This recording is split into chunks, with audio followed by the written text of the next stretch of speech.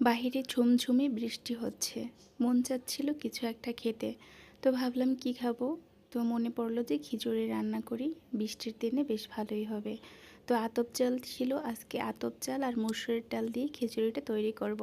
তার জন্য আমি এখানে পেঁয়াজ কুচিয়ে নিয়েছি, আদা রসুন পেস্ট আর যে সকল বাসায় ঘরে থাকা সবজি ছিল সেগুলো দিয়েই আজকে সবজি খিচুড়ি বানাবো। তো এখানে ছিল আলু, কাঁকড়, পটল, তারপরে গাজর, এগুলোই সবজি ছিল। তো এই সবজিগুলো দিয়েই আজকে খিচুড়ি রান্না করব। তো সবজিগুলো কেটে ধুয়ে আগে একটু ভেজে নিচ্ছি, লবণ আর হলুদ দিয়ে সামান্য করে একটু ভেজে নিলে খিচুড়িতে দিলে কাঁচা সবজির যে একটা গন্ধ থাকে সেই গন্ধটা থাকবে না। তো তার জন্য একটু হালকা লবণ হলুদ দিয়ে ভেজে নিচ্ছি। বেশি একটা ভাজার দরকার নাই, তবে মোটামুটি একটু হালকা করে ভেজে নিলেই চলবে। তো সবজিগুলো ভাজা হয়ে গিয়েছে, এরপরে আমি এগুলো তুলে নিচ্ছি। তুলে নিয়ে এবার মুসুরির ডালগুলো সুন্দর করে মাখিয়ে নিব। মুসুরির ডাল চাল যেগুলো ধুয়ে রেখেছিলাম সেগুলো এখন যে যে মশলা দিয়ে মাখবো সেগুলো তোমাদেরকে দেখাচ্ছি। তো প্রথমে আমি এই যে দেখো চালগুলো নিয়ে নিলাম, এরপরে দিয়ে দিলাম এর মধ্যে স্বাদ মতো লবণ, হলুদ গুঁড়ো, মরিচের গুঁড়ো, সামান্য পরিমাণে জিরা গুঁড়ো, একটু গরম মশলা গুঁড়ো, দিয়ে দিলাম পেঁয়াজ রসুন কাঁচা লঙ্কা পেস্ট পরিমাণ মতো দিয়ে দিলাম। এরপরে দিয়ে দিচ্ছি কুচানো পেঁয়াজ কিছু পরিমাণে, একটু বেশি করেই দিলাম। আর দিয়ে দেবো এর মধ্যে সর্ষের তেল। এবার তেল দিয়ে ভালো করে আর কিছু কাঁচা লঙ্কা চিরা দিয়ে দিলাম। এবারে আমি ভালো করে মেখে নিচ্ছি। হাত দিয়ে ভালো করে মেখে নিতে হবে। এভাবে হাতে মাখিয়ে নাকি খিচুড়ি রান্না করলে বেশ ভালো হয় খেতে। তো আমি অনেককেই দেখেছি এভাবে হাতে মাখিয়ে খিচুড়ি রান্না করে। তো আমি কখনো ট্রাই করিনি, আজকেই ফার্স্ট ট্রাই করলাম। তো তারপরে আমি কড়াইতে এই যে খিচুড়ির চালগুলো আর ডালগুলো দিয়ে দিলাম, দিয়ে সামান্য একটু নাড়াচাড়া করে একটু ভেজে নিব কিছুক্ষণ।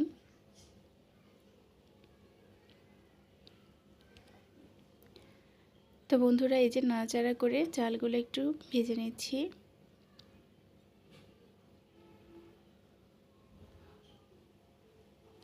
বৃষ্টির দিনে খিচুড়ি খেতে কার না ভালো লাগে বলো? তার সাথে যদি থাকে কোনো বিশেষ খাবার, যেমন ইলিশ মাছ ভাজা, বেগুন ভাজা, কোনো চাটনি বা আচার, তাহলে তো আরও জমে যায়।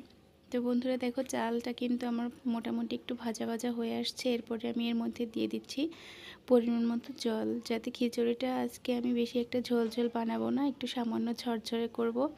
তার জন্য আমি পরিমাণ মতো জল দিয়ে দিলাম। এবারে ঢেকে কিছুক্ষণ চালটা ফুটিয়ে নেব।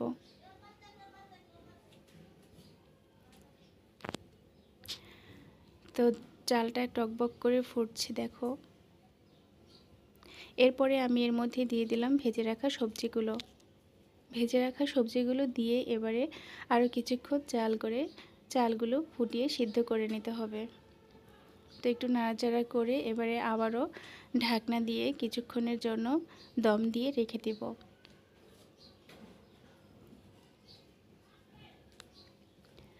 আর এদিকে আমার রান্না কিন্তু প্রায় শেষের পথে, তাই ভাবলাম বাসনকোসনগুলো একটু ধুয়ে নেই। কিছু বাসনকোসন জমেছিল, ওগুলো এবার ধুয়ে নিচ্ছি। আমার রান্নাঘরে আসলে বারবার রান্নাঘর মুছতে মুছতে আর এটা সেটা ধুতে ধুতেই অনেকটা টাইম লেগে যায়। যখন যেটা নোংরা হয়, যখন যেটা নোংরা করি সেটা তাড়াতাড়ি করে আগে ধুয়ে রাখি। এটা আমার একটা ব্যাড হ্যাবিট হয়ে গেছে। আর বারবার হাত ভেজানো, বারবার চুলার পাড় মোছা, বারবার বেসিনটা মোছা, এটা আমার একটা বদ অভ্যাসে পরিণত হয়ে গেছে। জানি না এটা আমার সাথে কেন হচ্ছে, তোমাদের সাথে কি কারো হয় এরকম? তো বন্ধুরা এই দেখো আমি দমে রেখেছিলাম বেশ কিছু সময়, এদিকে চালটা সিদ্ধ হয়ে গিয়েছে।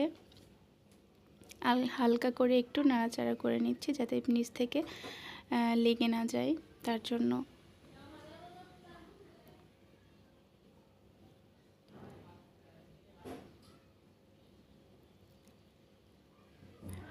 বেশ ভালো কিন্তু একটা গন্ধ বেরিয়েছে খিচুড়ির থেকে। তো আরও কিছুক্ষণ ঢেকে রেখে দিচ্ছি। আর এদিকে আমি আর একটা কড়াই বসিয়ে দিয়েছি চুলায়। এখন আমি কিছু পরিমাণে তেল দিয়ে এই যে ইলিশ মাছ ভাজি করছি। আজকে খিচুড়িতে থাকছে ইলিশ মাছ ভাজা আর হচ্ছে খিচুড়ি। তো ইলিশ মাছগুলো হলুদ মরিচ লবণ দিয়ে ভালো করে মেখে এই যে ভাজতে দিয়ে দিলাম। আসলে এই মাছটা আগের একদিন কেটেছিলাম, কিছুটা কয়েকটা টুকরা মাছ থেকে ছিল, মানে রয়ে গিয়েছিল। তো আজকে ভাবলাম তো এই মাছগুলো দিয়েই আজকে খিচুড়িটা খাওয়া হোক। মাছগুলো কিন্তু বেশ ভালো ছিল, দারুণ স্বাদ ছিল মাছের।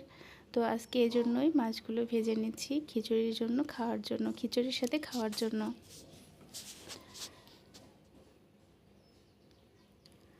তো বন্ধুরা, এই যে খিচুড়িটা রান্না করা কমপ্লিট, এর উপরে একটু ধনেপাতা ছড়িয়ে দিয়েছি। আর এদিকে আমার মাছ ভাজাও রেডি। আর খিচুড়ির জন্য লেবু কেটে রেখেছি, লেবু দরকার সবার। আর গতকালের কিছু মাংস রান্না করা ছিল, এদিকে কাঁকড় ভাজা আছে। আর এই তো আজকের এই দুপুরের মেনু থাকছে। তো বন্ধুরা, আজকের ভিডিওটি তোমাদের কেমন লাগলো অবশ্যই কমেন্ট করে জানাবে। যদি ভিডিওটি ভালো লেগে থাকে তাহলে আশা রাখি একটা লাইক কমেন্ট করবে, চ্যানেলটি সাবস্ক্রাইব করে সাথে থাকবে, পাশে থাকবে। আর সামনে থাকা বেল বাটনটি প্রেস করে অল নোটিফিকেশনে ক্লিক করে দিও, যাতে সর্বপ্রথম তোমাদের কাছে ভিডিওটা পৌঁছে যায় এবং তোমরা দেখতে পারো। সবাই ভালো থেকো, সুস্থ থাকো, দেখা হচ্ছে নেক্সট ভিডিওতে।